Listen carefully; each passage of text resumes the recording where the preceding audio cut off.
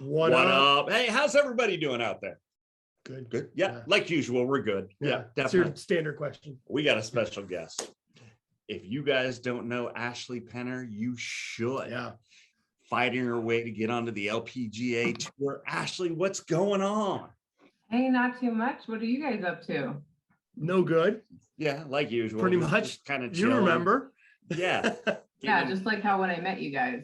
Exactly. Good. So, little background for everybody watching is we went to a golf tournament and Ashley was there, and we were hole 9. Yep, we were. And we just were having a lot of fun. Let's Oh just my put it that God. way. Too much fun. You, Plants. you guys probably don't even remember me. What? Liar. Oh, how can we not forget you? Chris has got a picture. Real calm, poster up. casual, nice shot. Oh. Played it safe. No, I'm just kidding. That's not my life. Oh my goodness. Go. So, Yeah. you grew up in Canada and you came down to Huntington Beach. What brought you down to Huntington Beach? Okay, so I am from Manitoba. It is a province, not a state, like most of the people down here think. Mm-hmm. Armpit of Canada. So that's my description. She ran out of Manitoba. Fresno? Oh, Yeah. What would you say? Nothing. I'm gonna turn my volume. No, so I'm from Manitoba, and I was going to school for volleyball. I on a scholarship, and I was playing because I hated Manitoba. I hated my small town because I just felt like I didn't belong there. So I then went to school, quit that, became a flight attendant, and I flew down to the States once a month.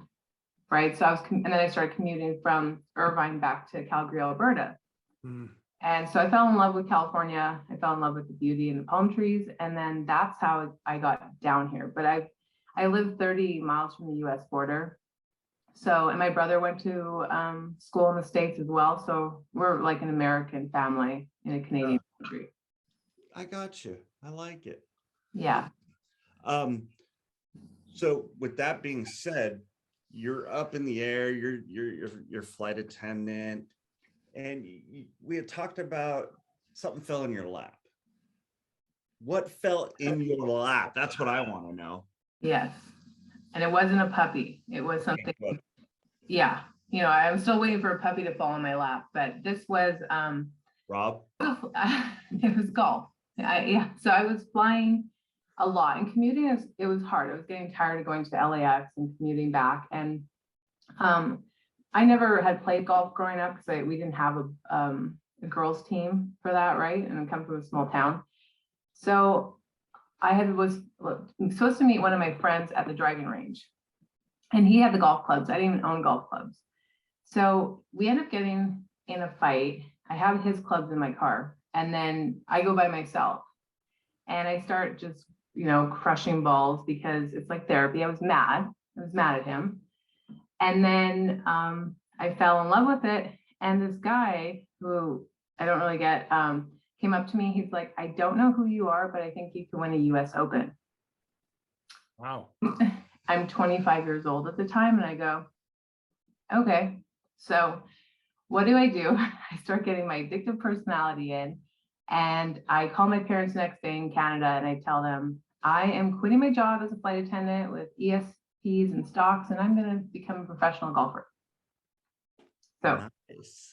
That was just the start of it. Interesting call. Yeah.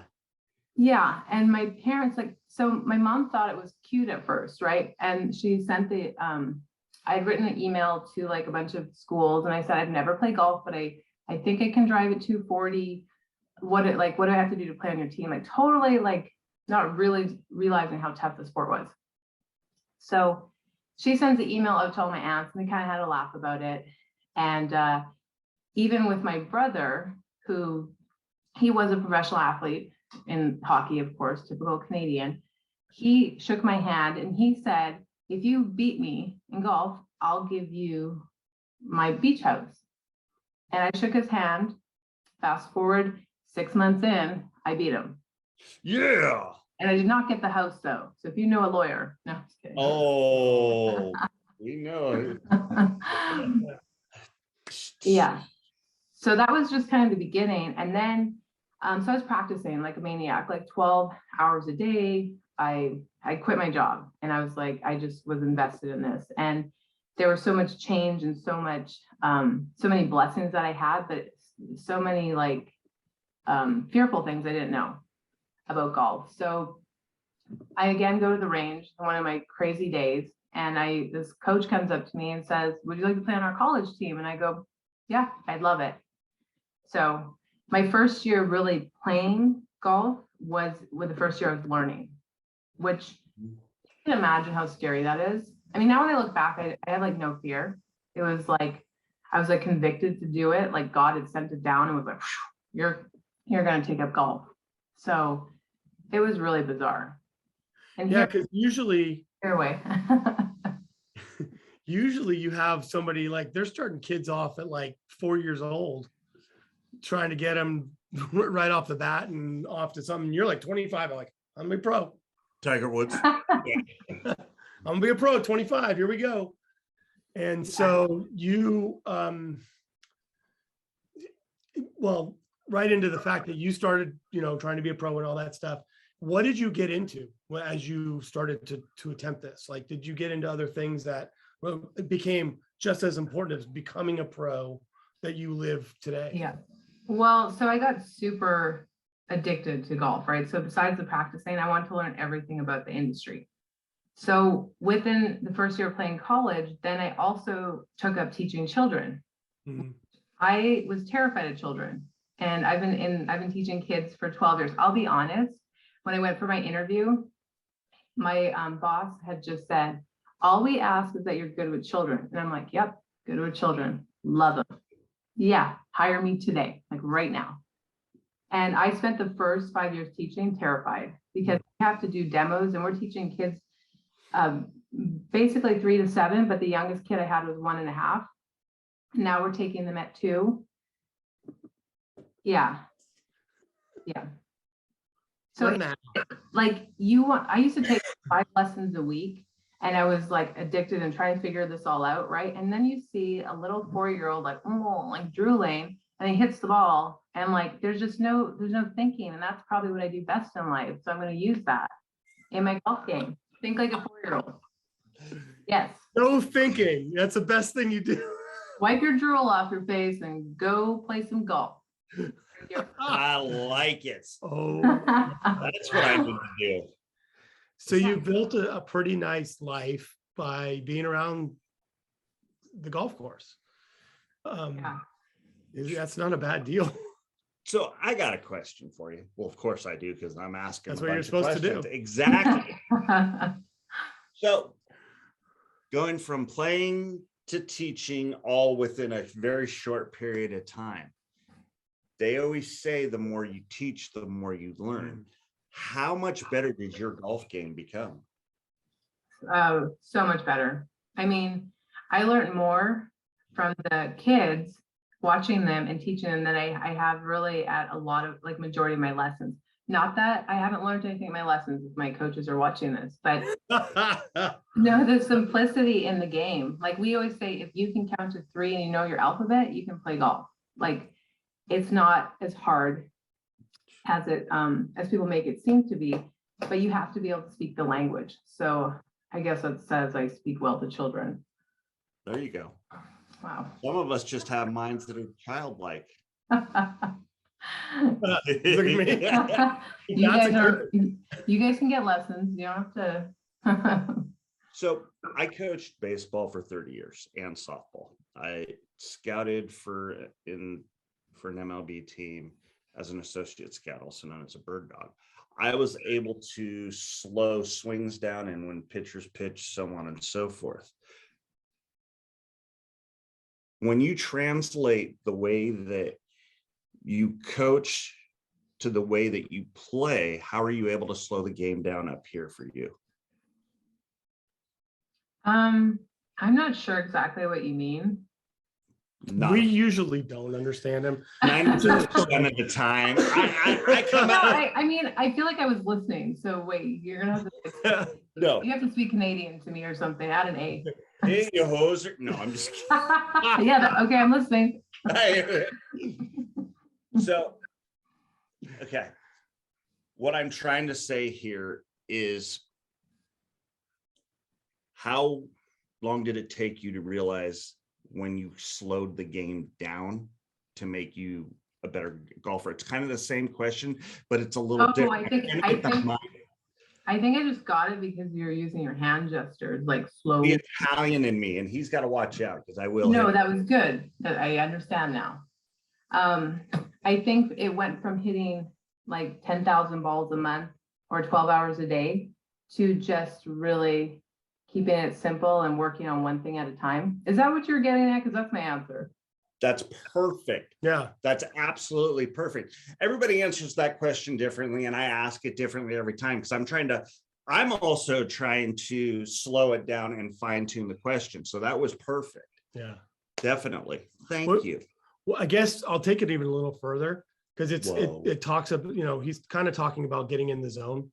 Are there moments that you have on the course where you're just like, it doesn't matter what I do, I'm just crushing it today? And what is that like? Do you know how you get there, or is it just something that naturally happens? Well, for instance, I played yesterday and I didn't really, I hit like 3 drivers, 3 5-woods and like 3 8 or 7 irons when I go out, and I really don't overthink it. Mm-hmm. I mean, I have enough that I'm thinking about right now that golf is just like, that is like my least of my worries. So when I go out there, I used to get anxiety, and I used to have like Bible verses on my clubs when I first started, and I'd be like praying over a shot, like just hit the ball, right? Like, because there's a lot of pressure, but now in the last probably 2 years, it's just kind of went away. Oh, Okay. It's weird. Like, you think I should have a little bit more care, but the less I think, the better I play. So it's much better that way. because of that. Yeah. Right. Follow what I do because it's not normal. Nothing I do is normal. No, I get it. Do you also totally have get it. that feeling of like shutting down the machine where there's nothing around you while you play? Because you're not thinking, it's just you and the fairway and the ball, and there's nothing really going on around you, or? Well, not really, because I love the beauty of the golf courses. I love golfing with people. And like when people always get like, shh, like, in their swing or they're trying to quiet, I go, no, you can talk to me while I hit the ball. I think it's because I've trained with kids, and we used to my boss would get them to boo me in the middle of my backswing. Like, it was like mental training and mental toughness. Absolutely. I've learned to if I'm playing with a group of like a 3-year-old, a 5-year-old, a 7-year-old, and we have each have I don't know, 4 kids around that age, and I have to hit a ball, I'm thinking, don't make sure the kid doesn't come running out. Where's that kid? Like, my head isn't even in the game, but it's taught me just to maintain I'm thinking outside. I'm thinking about the safety for other people, not, it's weird, but it's what has helped me grow in the game. Yeah. Mental toughness in the game.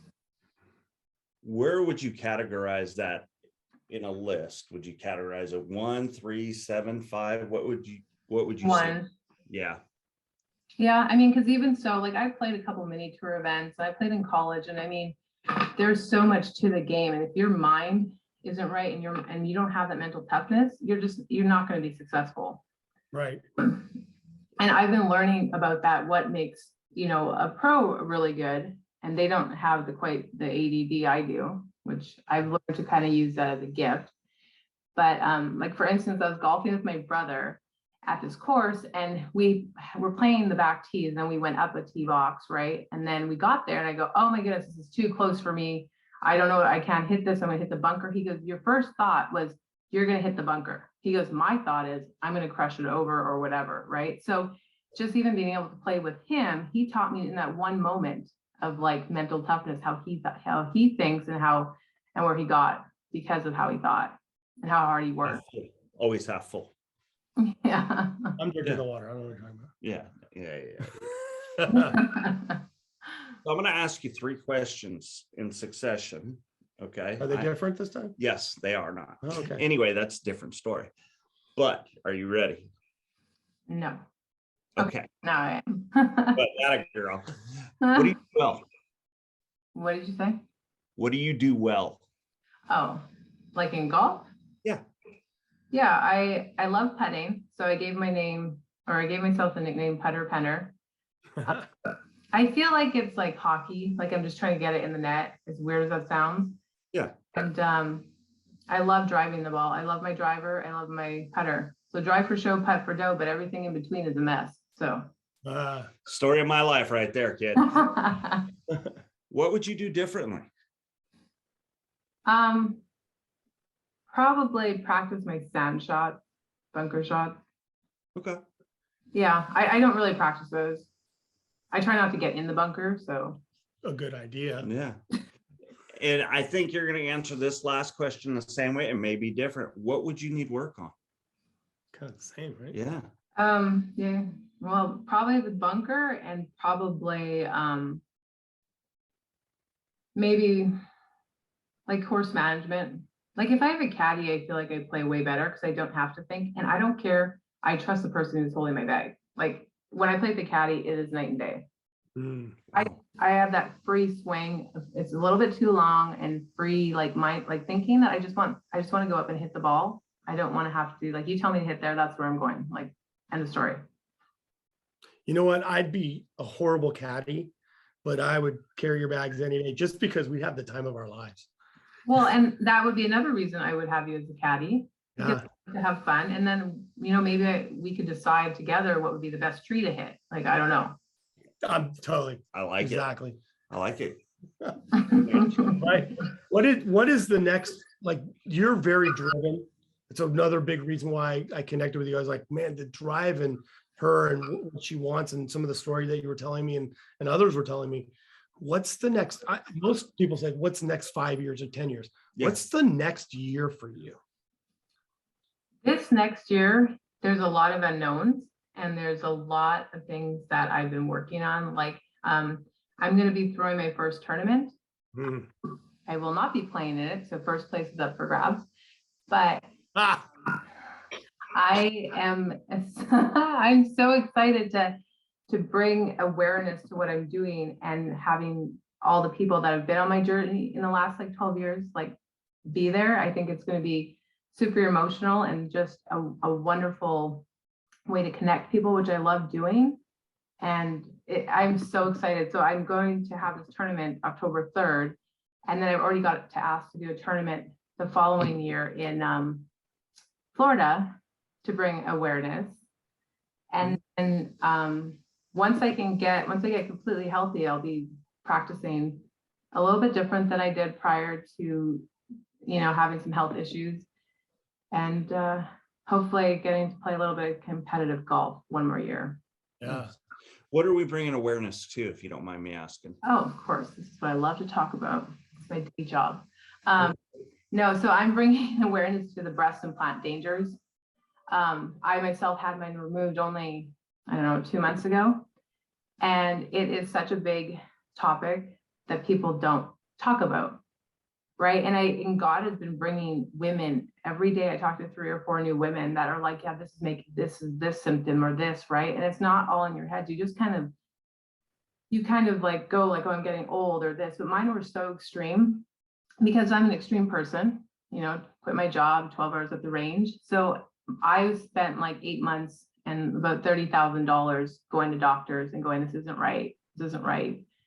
And, every woman has a different journey, and some it takes like a year to heal, some takes 2, but the dangers of breast implants, I don't recommend anyone to get them ever.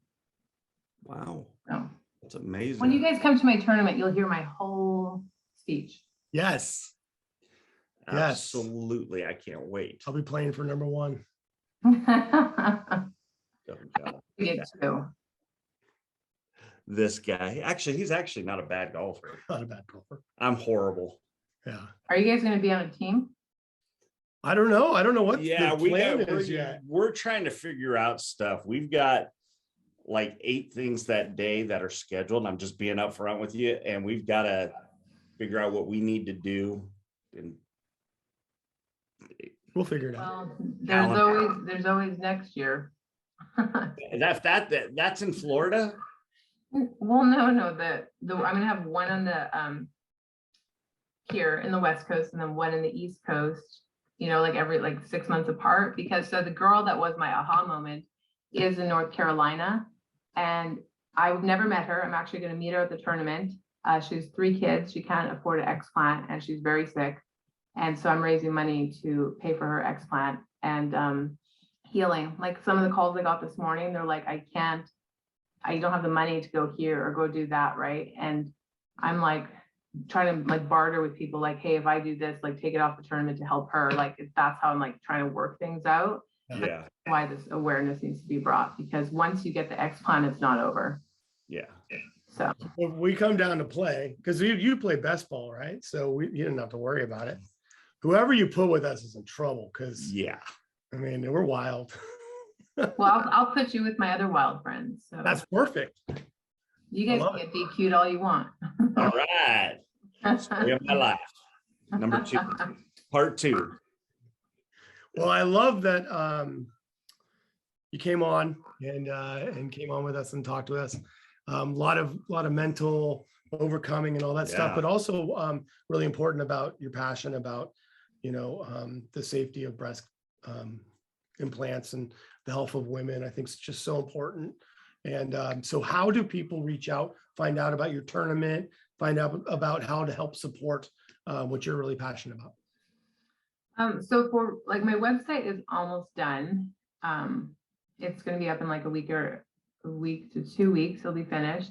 And so the website's nodoublebogeys.com. Also my Instagram at nodoublebogeys will give all the information on breast implants. And then I have a No Double Bogeys golf tournament Instagram that I'm going to open to the public once. I mean, you can request me, I'd add you guys, but I'm going to open up as soon as the website's ready to go. So there's going to be information on there online, and then it's probably going to be word of mouth. And I've had a lot of people reach out, and I'm so excited because I feel like this is my whole like 12 years in the golf industry of people I've met, and then I'm going to like see them again, like That's great. golf life. So it's very exciting for me. It's amazing. I just meeting you in person. Yeah. We don't always get to meet the people that we interview. Amazing woman. Oh God, yeah. We Really had too much fun. made a great impression on both of us, I'd say. Yeah. And looking forward to getting to know you a lot better here in the near future. I can't wait. I can't wait to see you guys again. Yep. Definitely. Well, And thank you for sharing your story. yeah, That was huge. I Well, appreciate thank you for having me. I have so many. I like it. I can't wait. We'll get into some mischief. Yes. Will, What up? what up, folks? From all of us here at What Up, to all of you, have a great day and a better tomorrow. Thank What you. up? Ashley, have a great one.